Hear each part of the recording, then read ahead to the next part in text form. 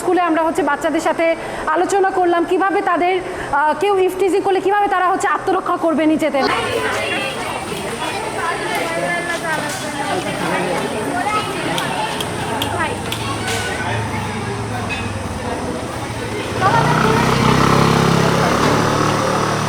আমি ডক্টর সাকিয়া হক, আমি হচ্ছে ভ্রমণকন্যা ট্রাভেলার্স অফ বাংলাদেশের সহপ্রতিষ্ঠাতা। এর সাথে আপনাদের বাগেরহাট সদর হাসপাতালে আমি জয়েন করেছি ডিসেম্বরে, এবং এর আগেও আমি যখন যেখানে পোস্টেড ছিলাম টেকনাফ, কক্সবাজার, ঢাকায়, সেখানে হচ্ছে সেখানকার সেই জেলার হচ্ছে বিভিন্ন স্কুলে আমরা প্রোগ্রাম করেছি। আমাদের এই সংগঠন যেটা নন প্রফিট, সেটার মাধ্যমে আমাদের বিভিন্ন জেলায় 8 বছর ধরে জেন্ডার ইকুয়ালিটি, নারী স্বাস্থ্য নিয়ে আমরা হচ্ছে কথা বলে থাকি।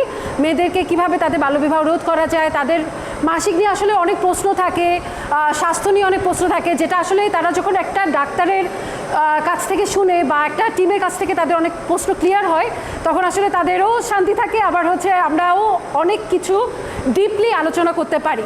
তো এই টার্গেটেই আমাদের 2016 সালে আমাদের ভ্রমণকন্যা ট্রাভেলার্স অফ বাংলাদেশ শুরু করা। তখন আমরা ঢাকা মেডিকেলের স্টুডেন্ট ছিলাম। এরপরে তো বিসিএসে জয়েন করে টেকনাফ যেখানে গেছি আসলে এখন এই যে আমরা আজকে আছি এই স্কুলে, খুবই সুন্দর স্কুলটাতে, এবং স্কুলে আমরা হচ্ছে বাচ্চাদের সাথে আলোচনা করলাম কিভাবে তাদের কেউ ইফটিজিং করলে কিভাবে তারা হচ্ছে আত্মরক্ষা করবে নিজেদের। বাংলাদেশটা কতটুকু সুন্দর, কত সুন্দর সুন্দর প্রকৃতি, বান্দরবন, কক্সবাজার, বাগেরহাটের এই 60 গম্বুজ সহ কত জায়গা তাদের ঘোরার আছে, সেই সাথে তারা নারী স্বাস্থ্য নিয়ে আমরা হচ্ছে তাদের সাথে আলোচনা করেছি।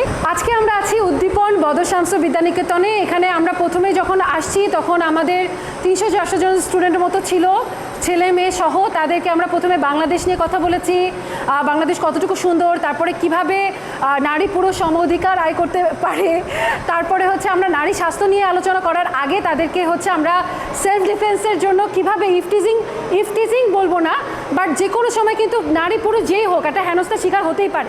লিলি হালাল বিউটি সোপ, বিএসটিআই কর্তৃক সনদপ্রাপ্ত দেশের প্রথম হালাল বিউটি সোপ, দীপ্তিময় উজ্জ্বল ত্বকের জন্য।